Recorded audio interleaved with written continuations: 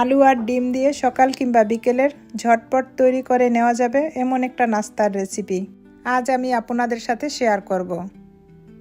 এটা বানানো খুবই সহজ, কিন্তু খেতে অসম্ভব মজা। চাইলে এই পদ্ধতিতে একবার বানিয়ে দেখতে পারেন। আর বন্ধুরা, ভিডিওটি স্কিপ না করে পুরো ভিডিওটি দেখার অনুরোধ রইল। আর আপনি যদি এই চ্যানেলে নতুন হয়ে থাকেন, অবশ্যই চ্যানেলটাকে সাবস্ক্রাইব করে নেবেন, সাথে বেল বাটনটা অন করে রাখবেন।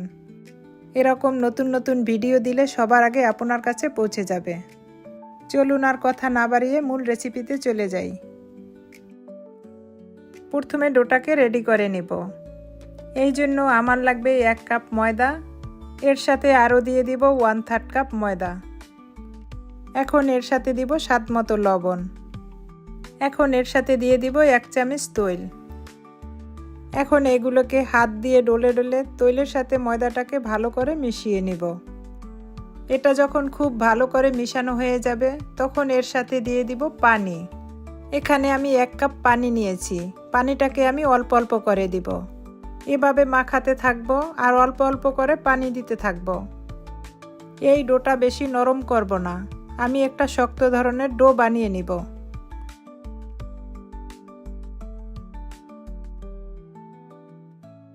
এই পর্যায়ে আমার ডোটা রেডি। এখন আমি এই ডোটাকে ঢেকে কিছু সময়ের জন্য রেস্টে রেখে দিব। প্রথমেই আমি দুটো আলুকে সিদ্ধ করে নিয়েছি। এখন আলুগুলোকে ম্যাশ করে নেব। আমি একটা কাঁটা চামিচের সাহায্যে এভাবে আলুগুলোকে ম্যাশ করে নিচ্ছি। এটাকে এমনভাবে ম্যাশ করতে হবে এর ভিতরে যেন কোনো রকম গোটা না থাকে। চুলায় একটা ফ্রাই প্যান বসিয়ে দিয়েছি। এখন 1 চামচ তেল দিয়ে নিব। এবার 2টা ডিমকে ভালো করে ফেটিয়ে নিব। এবার ডিমটাকে ফ্রাই প্যানে দিয়ে ডিমটাকে ক্রাম্বল করে নিব। এভাবে নেড়েচেড়ে ডিমটাকে ক্রাম্বল করে নিতে হবে। এভাবে নেড়েচেড়ে ডিমটাকে ঝুরি ঝুরি করে ভেজে নিতে হবে। ডিমটা যখন হয়ে আসবে, তখন ডিমটাকে নামিয়ে এটা আলুর ভিতরে দিয়ে দিব। এবার এর সাথে অ্যাড করব কিছুটা ভেজিটেবল। এখানে আমি কিছুটা অনিয়ন লিফ নিয়েছি, আর ক্যাপসিকাম নিয়েছি, পেঁয়াজ কুচি নিয়েছি, সাথে নিয়েছি ধনিয়া পাতা আর কিছুটা কাঁচামরিচ। আপনাদের পছন্দ অনুযায়ী যে কোনো ভেজিটেবলই ইউজ করতে পারবেন। এখন সব ভেজিটেবলগুলো আলু ডিমের ভিতরে দিয়ে দিব। এবার এর সাথে দিয়ে দিব স্বাদ মতো লবণ আর 1 চামচ চাটনি মশলা। এখন এর সাথে দিয়ে দিব গোলমরিচ।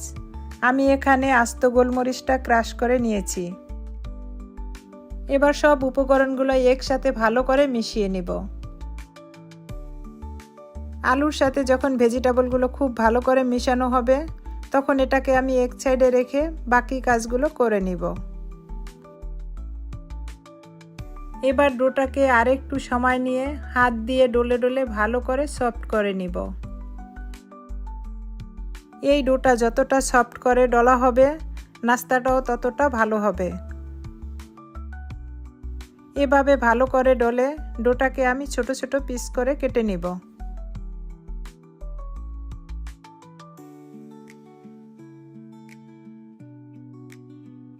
এখান থেকে একটা পিস নিয়ে একটা রুটি বেলে নিব।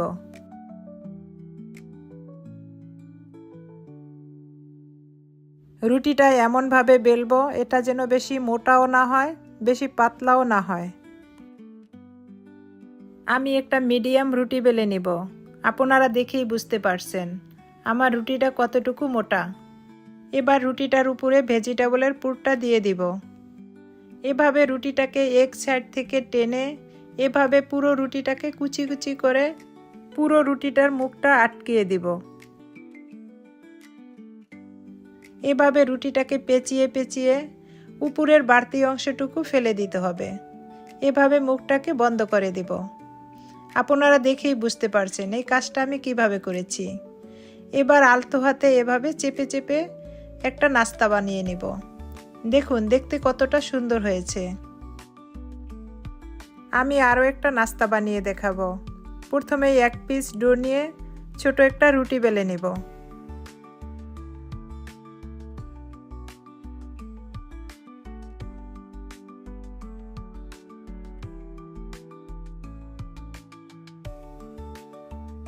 এবার রুটিটার উপরে ভেজিটেবলের পুরটাকে দিয়ে দিব।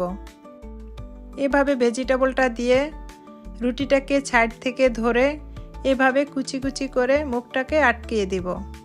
আপনারা দেখেই বুঝতে পারছেন এই কাজটা আমি কিভাবে করতেছি। এভাবে ধরে মুখটাকে এভাবে যখন আটকিয়ে দিবেন, উপরের যে বাড়তি রুটিটুকু থাকবে সেইটুকু ফেলে দিবেন, না হয়তো ভাজার সময় ওই জায়গাটুকু কাঁচা থেকে যাবে। এভাবে আমি সব নাস্তাগুলো বানিয়ে নিব। এবার সব নাস্তাগুলোকে ভেজে দেখাবো। একটা ফ্রাই প্যানে আমি তেল নিয়েছি।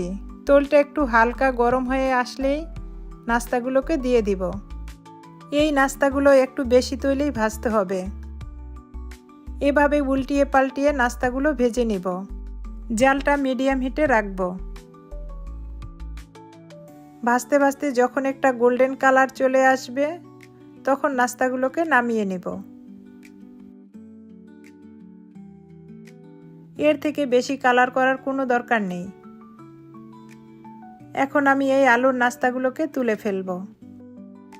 এভাবে আমি সব নাস্তাগুলোকে ভেজে নিব। দেখুন আমার নাস্তাগুলো দেখতে কতটা সুন্দর ও লোভনীয় হয়েছে। এভাবে বানিয়ে আপনারা বাচ্চাদের টিফিনে সকাল বা বিকেলে নাস্তায় পরিবেশন করতে পারবেন।